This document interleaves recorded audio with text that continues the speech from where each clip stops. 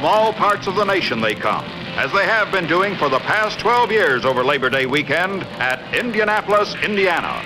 They're called the Drag Racers, and they devote their lives to a sport which sends them flashing down a quarter-mile track at better than 200 miles an hour to a race that lasts just a handful of seconds. The place, Indianapolis Raceway Park. The event, the NHRA Nationals, drag racing's top challenge in the race against time.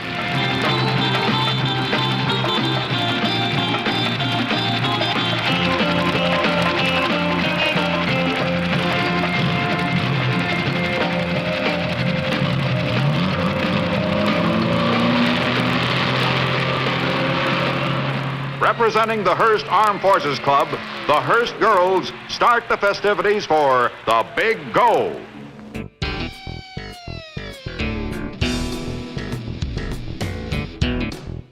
Out of 1,300 participants from Maine to Hawaii, just 89 winners. Tough odds. Classes reserved for production cars have, through the years, become the most popular division of competition in drag racing, with by far the greatest number of participants. Stock entries are factory-built cars with few modifications permitted to either engine or chassis.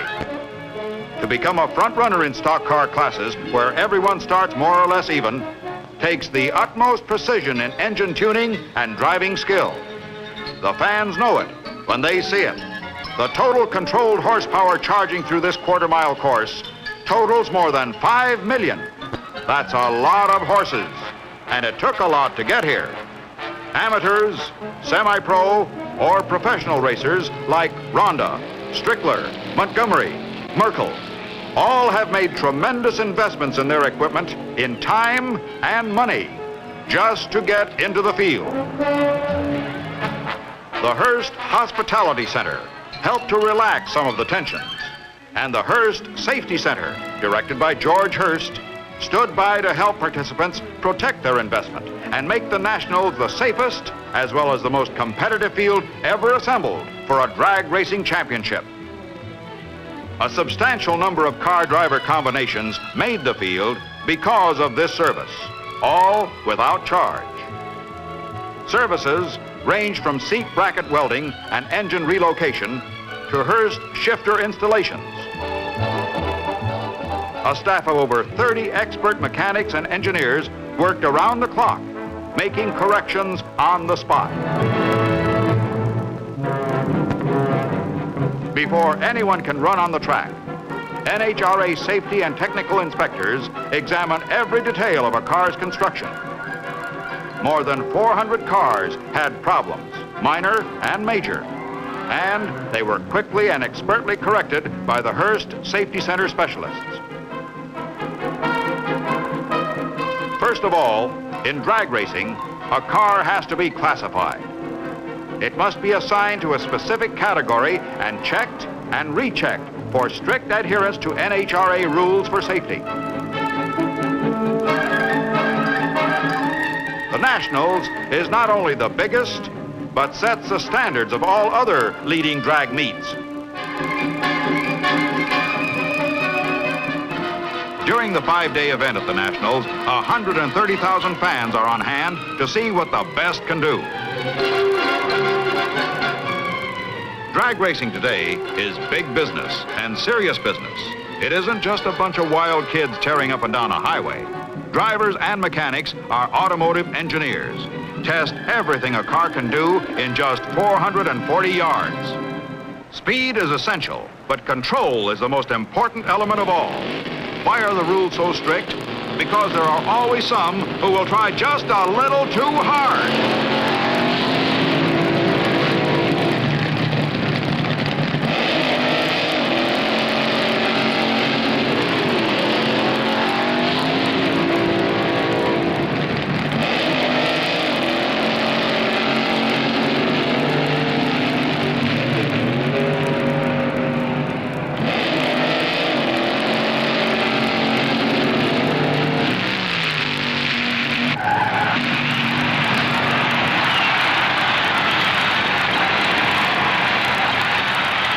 For the capacity crowd, it's a chance to cheer American automotive ingenuity on parade. A chance to get a close look at mechanics' wizardry and driver skill. All to the sound of ear-splitting sensation. This quarter-mile strip challenges everything a car can do in thousandths of a second. The word is go, go, go. In one day alone, the starter button at the head of the road was punched almost 2,400 times.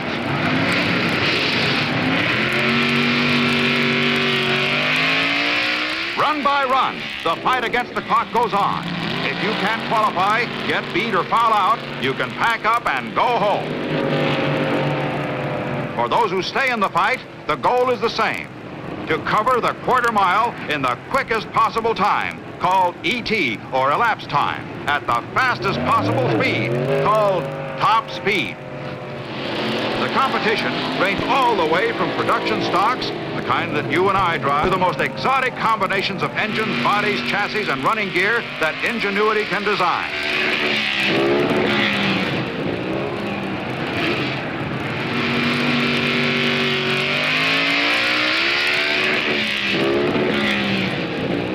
The kings of the quarter mile are the dragsters, invented for super acceleration. Inventiveness in drag racing takes many shapes and forms. The big go means a big stop, and many of the hot or competition cars depend on parachutes to slow them down. After the quarter-mile run, there's only 3/4 of a mile to get back down to earth. After that, you're on your own.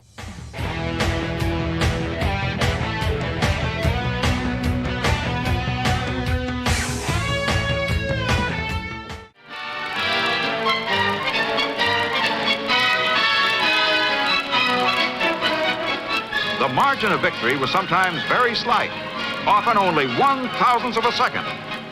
Almost a third of the field had to break all previous records to stay in competition.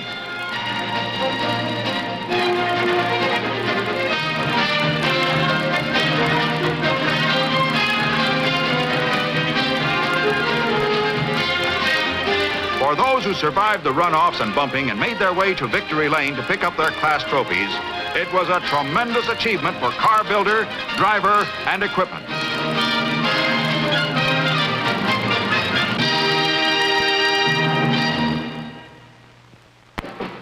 Finals Day at the Nationals, when drag racing's annual Eliminator champions are decided. The stake, more than $100,000 in cash and merchandise awards, and the glory of being the best in the world. Again, fans jam spectator areas to see the top stock, top fuel, and 5 other Eliminator champions crowned.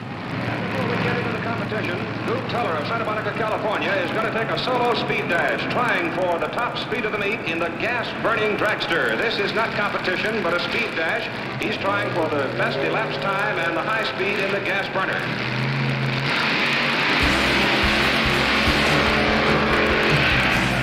Luke Teller, Santa Monica, California. He's quick. He may have it. The freight train. 2 Chevrolet engines slashing at 193.54 miles an hour. That is the top speed of the meet. After Roy Goob Tuller's exciting run, the crowd settles back for the competition eliminator semifinal. The competition with the competition eliminator. The fuel-injected, non-fendered cars in this bracket are the end of the line for production bodies. The hot rodder is free to develop and test any new ideas in chassis and equipment, providing they meet rigid safety regulations. At the starting line, we'll set them.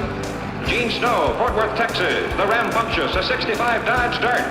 And a lot of stories about this car. Notice how carefully they move them up there. Move them in, and you'll see the staging lights lit. And then they go thundering away. The competition eliminator.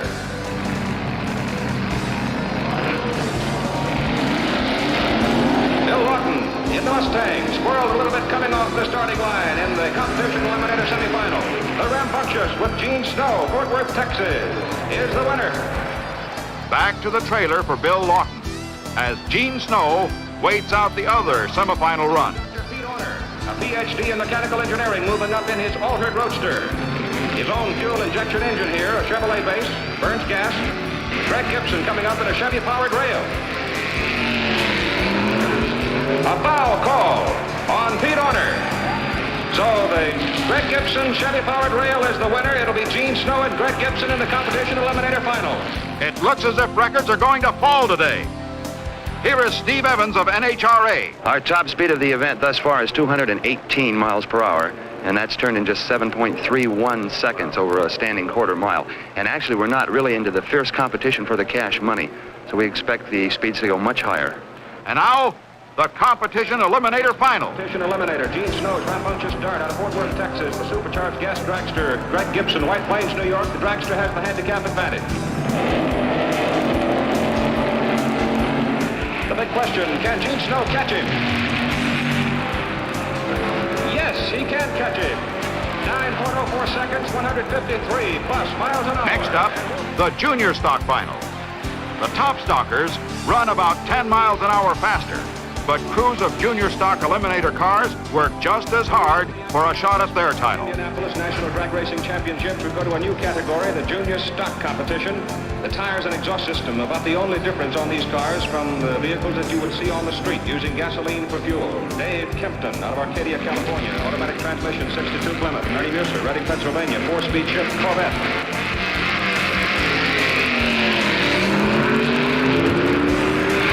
Flashing down, can he catch him? Close, so close. Let's take another look at this run and why electronic equipment, accurate to the millisecond, is a must in drag racing today. It couldn't be much closer. Dave Kempton is the winner, the new junior stock eliminator champion. A great run in a tough battle. Here at Raceway Park, Indianapolis, Indiana. Next up, after a bit of clowning to ease the tension, the street eliminator semifinals. The top of the line, self-start, drive him on the street type of cars are ready to go. Modified cars using full street equipment, headlights and horns, that type of equipment. And now we move into the semifinals. Richard Moroso and Ronnie Hassel. Hassel driving the Anglia Coupe. The modified Corvette had the advantage of the handicap. It'll be close. And the Anglia Coupe could not catch him as Moroso and the Corvette won one semifinal round of the street eliminator. And now here is Joe Lunati from Memphis, Tennessee, driving a hybrid sports car. He's required to make the run solo just to keep the wear and tear equal on the vehicles. So in the finals, in the street eliminator, it'll be Joe Lunati of Memphis, Tennessee. And the pressure mounts. Nick Marshall, with a top speed so far of 218, is not satisfied. Well, we're going to try. We had to shut it off early yesterday. We lost the valley cover gasket and got sideways in the lights, so we'll be trying for 220 today or tomorrow. What goes through your mind when you're in trouble out there, Nick? Well, you're just pretty busy. You don't think too much. You're just trying to, survive and keep it straight. So there's not a whole lot you can do. Are you still making adjustments to find the answers? Well, we're going to kill a little bottom end horsepower. The car's got a little bit too much on the line. We're going to try to run a little faster on the other end. Otherwise, you're satisfied with it. Right, real satisfied. And now we go to the street eliminator finals. Joe Lunati, Memphis, Tennessee, in his hybrid sports car. Dick Moroso in his Corvette from Old Greenwich, Connecticut. Lunati's machine, that's some kind of creation, isn't it?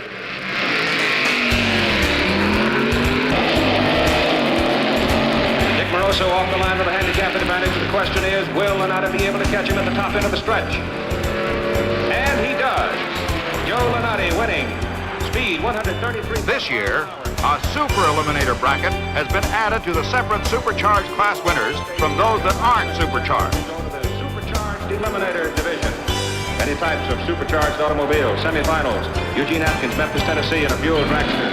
Vince Tarantola, Ridgewood, New Jersey, in a super coupe. Dragster's got to catch up. To do it, he'll have to go 200 miles an hour. Did he do it? Yes, he did.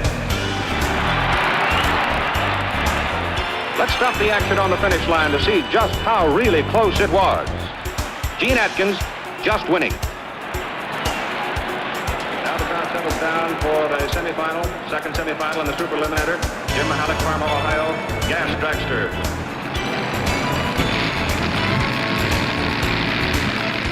Joe Davis, Campbell, California, driving a Mustang. This should be quick. This young lady has her favorite. Gas dragster comes flashing down, and the dragster wins, and this young lady is unhappy. Oh well, back to the drawing board.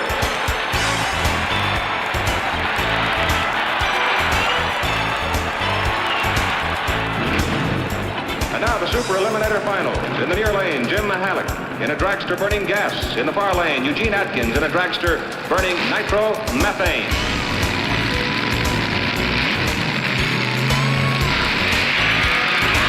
And you've got a red light, a foul on Eugene Atkins. So the number 2 car over the finish line, Jim Mahalik, wins it. And the name of the game is transportation. And we go now to the top gas eliminator competition. Jim Minnick and Bobby Vodnik competing for the right to meet John Reed.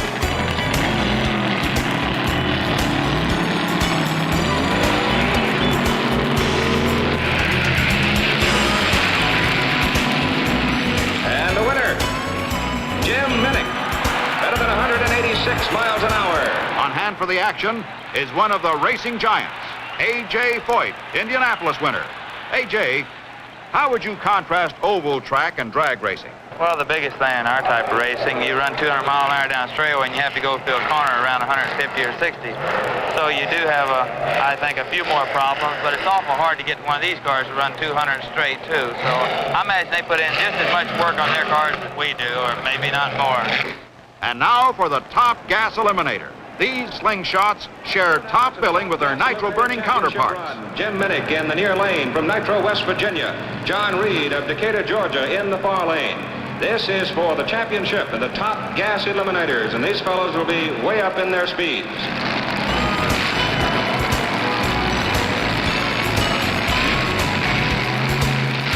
And Jim Minnick waving his arms. He knows he's got it won. John Reed, he jumped too quick. And Jim Minnick is the top gas eliminator champion, putting on a great show for the fans. This is my first, but I'm quite impressed with this one. Oh, it's just fabulous. All the fun and fast speed. Oh, the speed. And my husband drives. If you can't sing and you can't dance, you always get your fast car, come to the drag. And come they do, from 49 states. We're set now for the semifinals in the top stock competition. Leading here, Bill Jenkins, 1966 Chevy 2 4-speed shift. His competition comes from Don Grothier, Oklahoma City, 66 Plymouth, also 4-speed. The winner, Bill Jenkins, better than 118 miles an hour. Semifinals, Jerry Stahl in the white Plymouth, 66 4-speed. Richard Charbonneau, St. Paul, Minnesota, 66 Plymouth automatic transmission.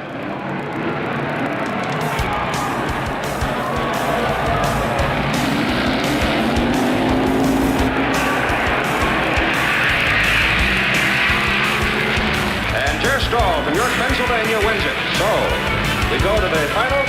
It'll be Jerry Stahl and Bill Jenkins. Almost every factory was represented in this competition. Fords, Chevys, Dodges, Plymouths.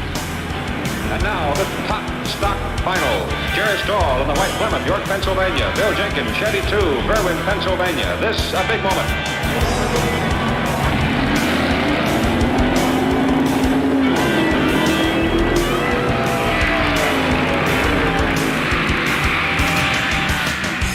Jerry Stahl scores an impressive win for top stock eliminator. Speed, 119.68. The 12th Nationals marches on with more records and more close contests than ever before. And now here come the big boys, the top fuel eliminators, the wind-up event in the National Drag Racing Championships. In the far lane, Don Westerdale, Ferndale, Michigan. Near lane, Danny Ungaius, Carlsbad, California. And Don Westerdale's dragster did not start. He's out of it. They roll him away. It's a tough sport. You come to that line fired and ready to go, or else you're out. Westerdale is out. So Ungaius moves into the semifinals. Don Prudhomme and John Mulligan move up for the semifinal run here, contesting for the semifinal position. Prudhomme in the far lane, Mulligan closest to us. They're ready to go.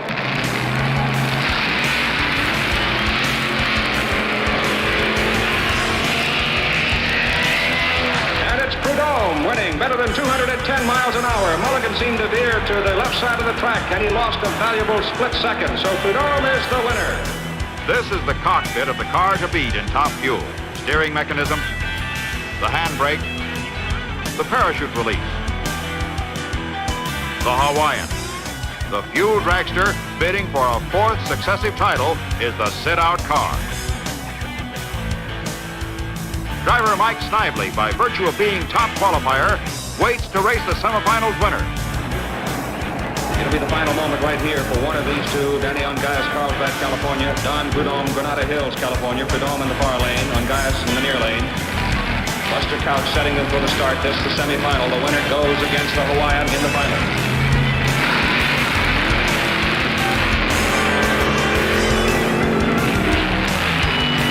And it's Danny Ungais winning. Hawaiian-born Danny Ungais from Carlsbad, California, wins the right to go against the Hawaiian dragster driven by Mike Snively. It's an exciting moment for Danny Ungais as he beats a veteran Don Prudhomme. And the crew waiting for him as he wheels off the track. An excited crew. The sit-out car has never lost in national competition. And as Danny Ungais hops out of that cockpit, he knows he's got a big moment coming. For those who have to fight their way to the finals, there is no let-up for tired driver and mechanic, and perhaps tired equipment.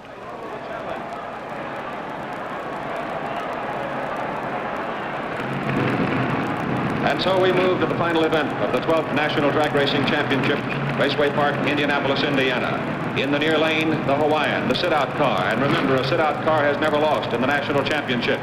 In the far lane, a Honda, Danny Ungais, both Californians. This is the final event. This is the big moment.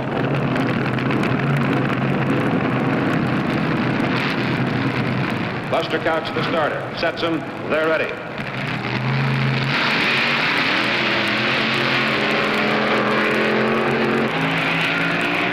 And they're almost together as they flash over the finish line. Let's wait a moment and see what the arrow points to. The near lane, that's the Hawaiian. The car continues its remarkable success. Mike Snively winning. Danny Ungais circling off the track is a close second. Here comes the Hawaiian. Keith Black, the man who built up the engine. Roland Leong, the man who owns the car, and the man who drove it to victory. Mike Snively, San Bernardino, California. Tremendously exciting finish. So exciting, let's go back and take a second look. And we're told that there was actually a foul on the part of Danny Ungais, but neither man knew it, and they both went full bore. Mike Snively, the winner, had a fantastic 215.8 miles per hour, and so close at the finish that the Hawaiian was a veritable blue streak as it flashed over the line. So ended the 12th edition of the Nationals, unmatched in color, size, and excitement. In clinching the Top Fuel title, Snively collected the $2,000 purse plus the Hearst non-contingent prize of $750. George Hearst congratulates Jerry Stahl for the best run in the top stock eliminator competition. It was a tremendous victory for driver and equipment. A fine field of cars, a great bunch of drivers, and engineering know-how combined to make the 12th Big Go the greatest of all.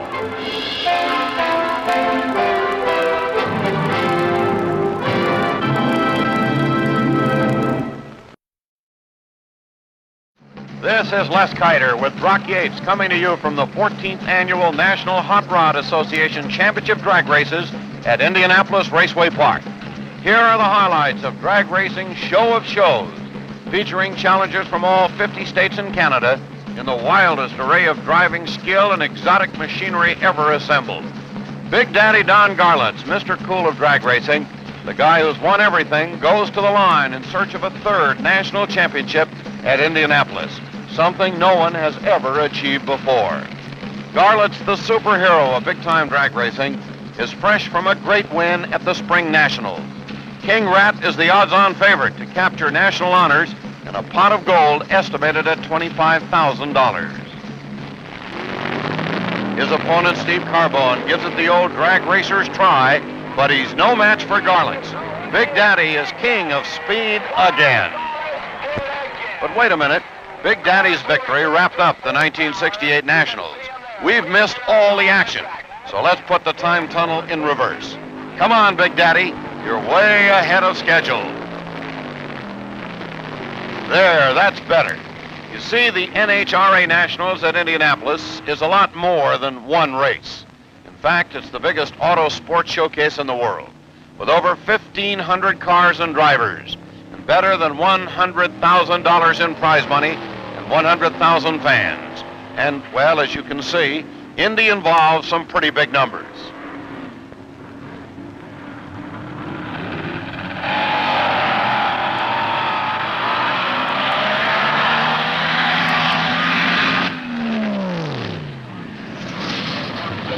Drag racing is an exquisitely simple form of competition. A pair of cars line up at the head of a quarter-mile strip of pavement. Their start is governed by an electronic device nicknamed a Christmas tree that gives each driver a perfectly even chance. The yellow lights blink a warning. Then the green flashes on. The race begins. The first car to reach the end of the quarter mile wins, the other loses. Drag racing is beautifully quick and to the point. Every speed merchant in racing is here, including California's Don Prudhomme. Quick as he is, the snake knows that for Indy, he will have to be even quicker. Because I think this is the toughest field they ever had in drag racing. I think all the cars, by the time they're qualified, will be in the 6-second bracket. It's going to be close. It's 7-0s now, but there's a lot of 7-0 cars, and I don't believe that all of the cars are going to make it into the 6s, not all 32. While the headlines are captured by high rollers like Garlitz and Prudhomme in their 230-mile-per-hour mechanical monsters, a lot of people forget that drag racing is a fun sport, designed for little guys and little girls. They migrate to Indy by the hundreds, towing behind their trucks and station wagons some of the wildest automobiles in captivity. Drag racing is a showplace for a purely American pop art form that manifests itself in madly imaginative paint jobs and car names that range from the amusing to the strident, to the outright boastful, the wildest kind of wishful thinking.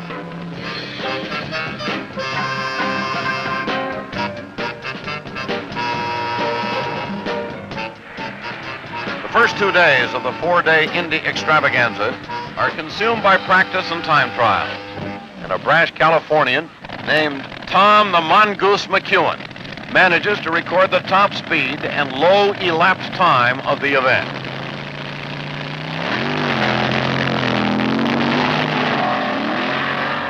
Well, we had a real good year. We ran 664 at Orange County out in California in February, which was the low ET backed up with a 670. And then I ran a 667, 231 here yesterday, which I'm in line again today and trying to run a little faster speed-wise. And things are just going our way for a change. You've always had bad luck here, haven't you, in the past, Tom? Is that right? Right. I always seem to qualify good, but in eliminations, like last year, I went up to the last round against Garlitz, and I fouled, red-lighted last.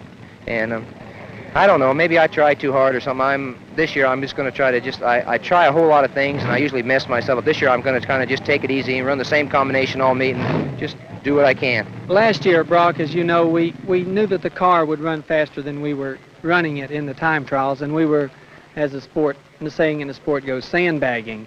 And we didn't want to make a real good run until it was absolutely necessary. Well, this year, there'd be no point in trying anything like that because the competition knows what the car is capable of. So this year, we just want to come in and run real strong and let the guys know just what the car will do and hope on the psychological effect of just a good running car in the other lane.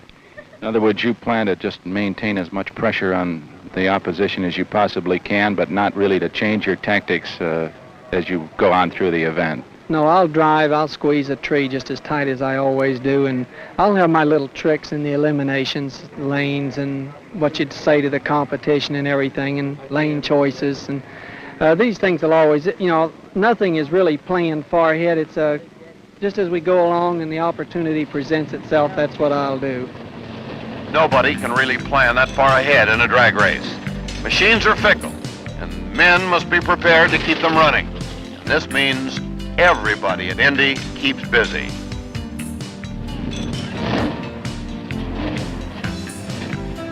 Well, almost everybody. Certainly everybody around the Hearst Safety Center is wide awake because this is the focal point for a brand of feverish activity that has given Hearst its unique reputation for backing drag racing to the limit. The Hearst crew is on hand 50 strong to keep the machinery running, to keep the racing safe. They've brought $120,000 worth of equipment with them. Before the event is over, they will use a quarter mile of welding rod and enough nuts, bolts, and gaskets to make a fleet of automobiles.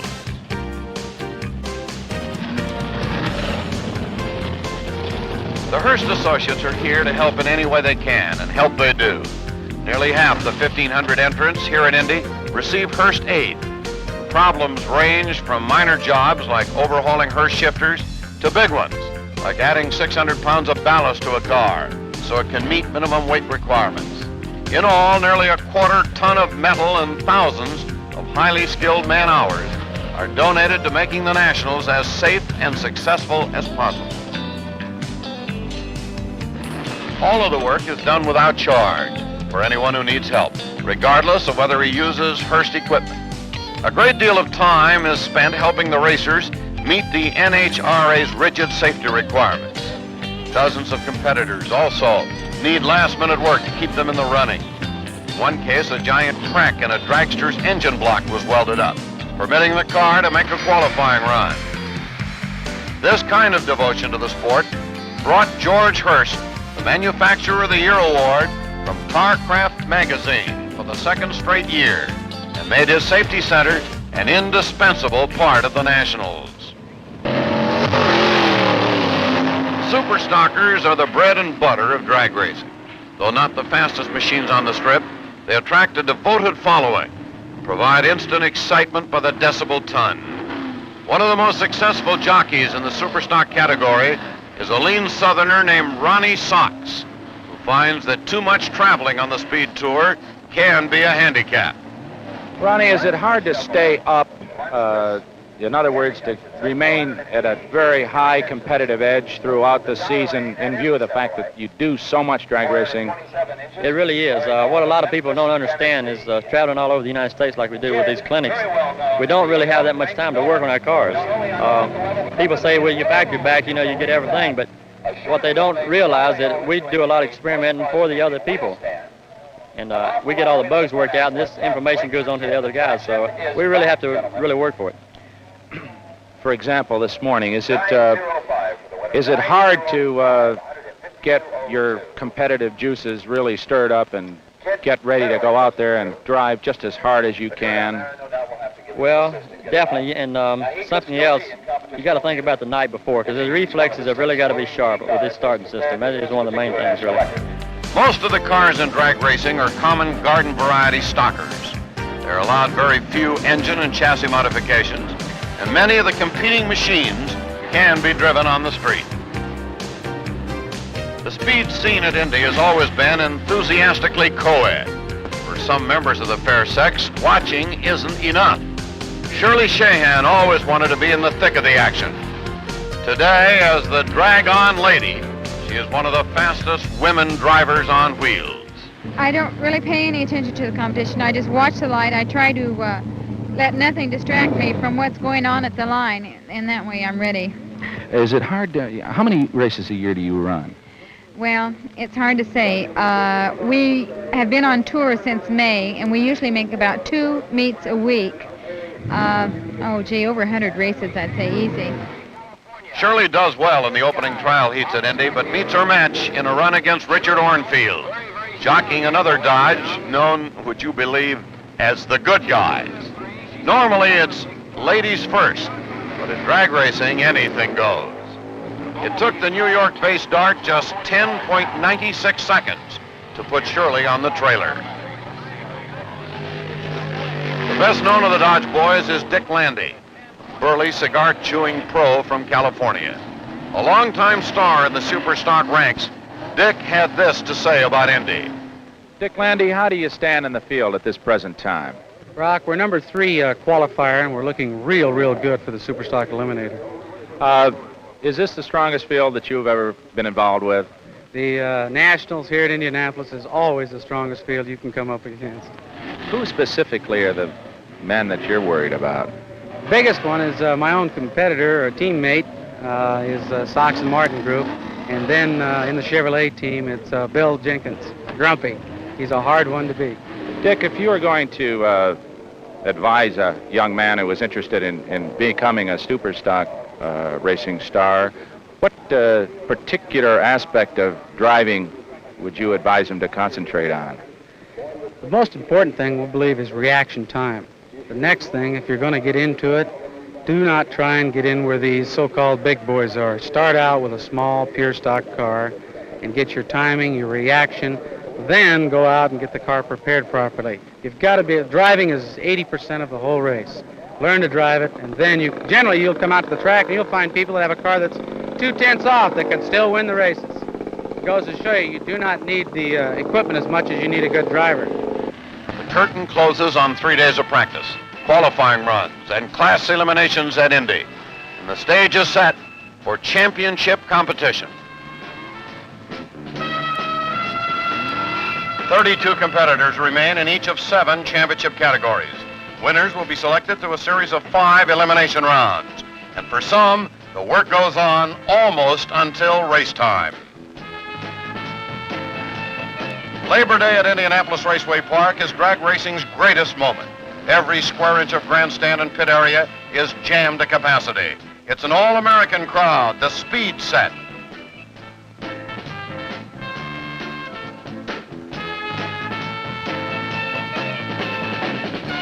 For the most part, they are amateur racers who compete for the love of the sport and bring their kids along to watch. Your next-door neighbor bitten by the racing bug. It's a kind of speed holiday decorated by thousands of colorful decals.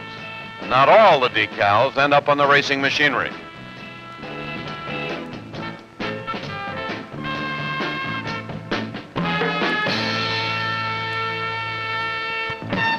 For world champion Ed Miller in his 1968 Hemi Barracuda, the racing bug has been pretty rewarding.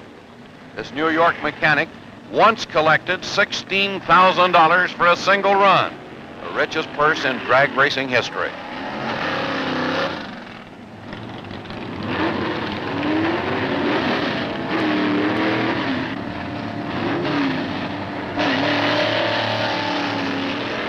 At Indy, Miller is shut down by Wally Booth's Michigan-based Camaro, which hangs on to a 1-second handicap right down to the wire. But the crowd has come to see Big Daddy, the unrivaled favorite. He faces the fastest, strongest field of fuelers ever assembled. Garlitz comes to the line against Duke Ray, one of the lesser-known dragster stars. As Big Daddy's crew prepares for this young challenger, few really believe that a second Nationals crown is in the cards. Garlitz knows Ray is hungry for a victory. That the lesser-known driver is more apt to put more nitro and squeeze his car and lean on his engine harder than the pro, because the pro, he's thinking of the outcome of the entire event, where the lesser-known driver is facing Big Daddy.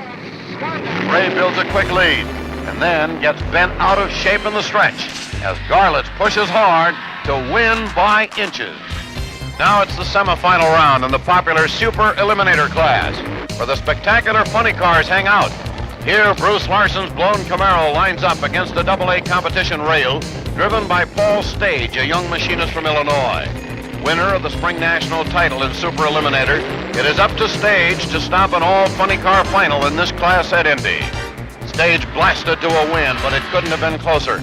In 7.99 seconds and 171.75 miles per hour. Although drag racing is divided into over 90 classes, most of the cars fall into roughly 2 categories: specially modified competition cars, or dragsters, and the more familiar super stock or passenger type machines.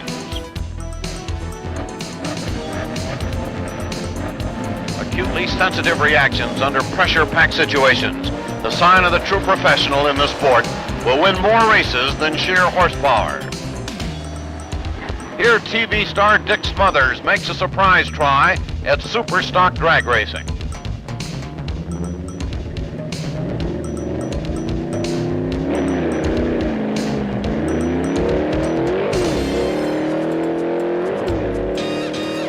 fine road racing driver, Dick handles his Hurst-equipped Olds Super Stock over the quarter mile like a veteran, turning in a 10-second performance his first time behind the wheel. Shifting is the name of the game in the Super Stock categories. Dragsters, on the other hand, are tubular-framed, custom-built racing cars. Their engines are often supercharged or fuel-injected to produce over 1,500 horsepower. Because of their lightweight and great power, they often don't use transmissions. Braking at the top end becomes a big headache. Most dragsters depend on Hurst-Earhart safety disc brakes for stopping power. And oh yes, there's one more difference. The dragsters are usually noisier by several thousand decibels. And now the speed show really opens up. Arlen Vanke rolls to the line to face defending national champ Bill Grumpy Jenkins in his hot Camaro in the Superstock semifinals. As Grumpy smokes off the starting line, Vanke grabs a quick lead and will not be denied, shutting down the 1967 champion with a 110.97 mile per hour run. A surprise victory for the Akron, Ohio star, who's making a determined drive for the title. Meantime, Garlitz has eliminated Tom McEwen. With rivals like Prudhomme, Mike Snively, Connie Kalita, and John Mulligan already on the trailer, he suddenly looks like the man to beat again. Do you feel any pressure at this particular point? You've done this so many times. You've won it twice. Is it beginning to affect you at this particular moment? No, it's too early in the race yet, Brock. I don't feel any pressure yet at all. When does the pressure start to build? When it gets down to the semi-final round and the final round. Any particular changes that you made in the car in the course of these two runs? Are you made any adjustments at all? Just minor tuning adjustments, trying to dial into the atmospheric conditions that are here at Indianapolis. Is the track about what you had expected it to be? Yes, the traction's coming up real well. Benny the Wizard Osborne, the world's champion, poses a major barrier to Garlitz's title hopes. The defending Nationals king and the current world champion. How do you call this one? Something has to give. The Oklahoma Wizard wants this race in the worst way. He knows that King Rat is the one you have to shut down.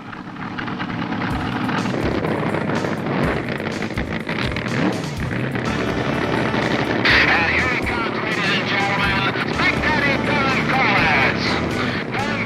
Garlitz is super cool, rolling into the staging area with extreme care. Nerves are pulled tight, and Osborne is the one to break. Leaving off the line, the Wizard is a split second too eager. He squeezes the tree a fraction too soon.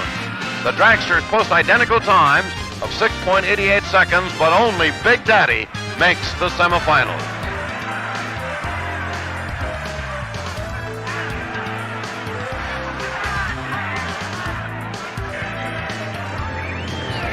Now Paul Stage faces his second straight funny car. This time, it's Dino Don Nicholson and his out-of-sight Cougar.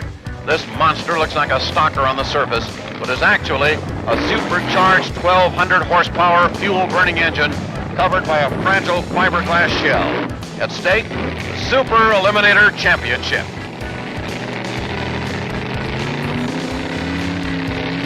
Stage rockets away with Nicholson in frantic pursuit. It's a race all the way with the rails shutting down the funny car at the top end with a record elapsed time of 7.91 seconds. Stage is the champ. Another title match, this time in Super Stock, where Arlen Vanke's Barracuda goes at it with Wally Booth's quick Camaro. In this run, over $6,000 is right on the line. Booth's lower horsepower car gets a slight handicap and is permitted to leave early.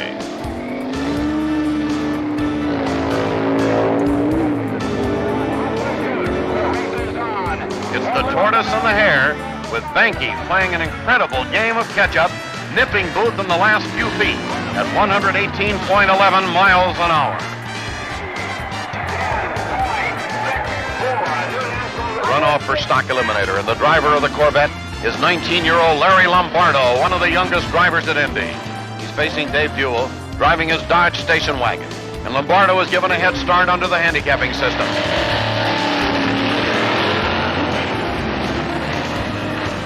The young driver grabs a car-length lead and drives hard for the line with Buell at his heels. It's a tight finish with Lombardo the winner. street eliminator class, Dave Koppel in his Flying Barracuda goes to the line with a new national record of 9.78 seconds and 141.28 miles per hour already in the bag. His competition, Sam Giannino, at the wheel of a fierce-looking Corvette that winds up to 9,600 RPM on the starting line. The Christmas tree wipes out Koppel as Giannino romps home at 123.96 miles per hour. Canada has a representative in the final as Toronto's Carl Rowland makes a competition eliminator scene driving a Chevy-powered Fiat. His challenger is Harry Lucider of Pennsylvania at the wheel of an immaculate 1932 Ford, also sporting V8 Chevy power. Into the lights, and Lucider backs off the line and restages closer to the strip edge.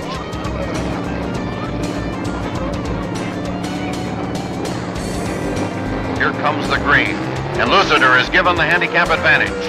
Rowland's lightweight speedster takes up the chase in a valiant attempt to catch the fast-fleeing Ford.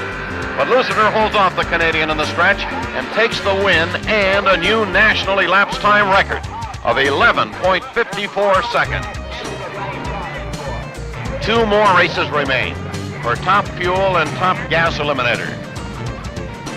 In top gas, Wally Rhodes in the beautiful Gashouse Gang Gasser faces Jack Jones. Jones, setting up in the near lane, has encountered a series of minor disasters during this weekend, including a rash of blown engines, and is a decided underdog. His engine is composed of pickup bits and pieces and appears to be better suited for a used car than a championship dragster. Undaunted, Jones leaps off the line, and as Rhodes loses traction in the far lane, Jack raises his hand in a victory salute at 197 miles per hour. Jones, our side, 7.64 is the winning number.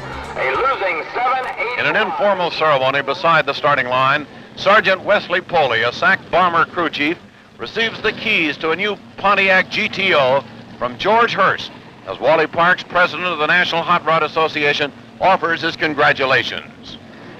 Sergeant Poley picked the winner of the Firecracker 400 stock car race to top 23,000 other servicemen in the Hurst Armed Forces Club contest. Now, Sergeant Poley proudly drives off with his parents, flown in especially for the ceremony from Ackley, Iowa. Here's another proud passenger. It's Linda Vaughn, the First Lady of Drag Racing, and the gal known as Miss Hurst Golden Shifter. Linda is a great favorite at the races. She begins her own special trip down the quarter mile, pausing to say hello to the Nationals' chief starter, Buster Couch. Then she's off to greet the fans with her special brand of drag racing hospitality. And now we're back at the beginning for another look at Big Daddy's championship drive against Californian Steve Carbone. Carbone and his extremely potent Kreitz, Greer, and Donovan Fueler has put together 4 consecutive 6-second runs during eliminations, and Big Daddy will have to be at his cool best. Carbone may be only seconds away from the drag racing record books. Tulsa-based Flyer has the horsepower, but King Rat has the psychological edge. Over 3,000 horsepower inches forward onto the launching pad. The Garlitz crew cleans every particle of grit from the huge 12-inch wide slicks, ensuring Big Daddy of optimum traction in this frantic climax to 3 days of racing. Carbone, apparently unmoved by the legend of Big Daddy, stages his long, lean missile in the far lane.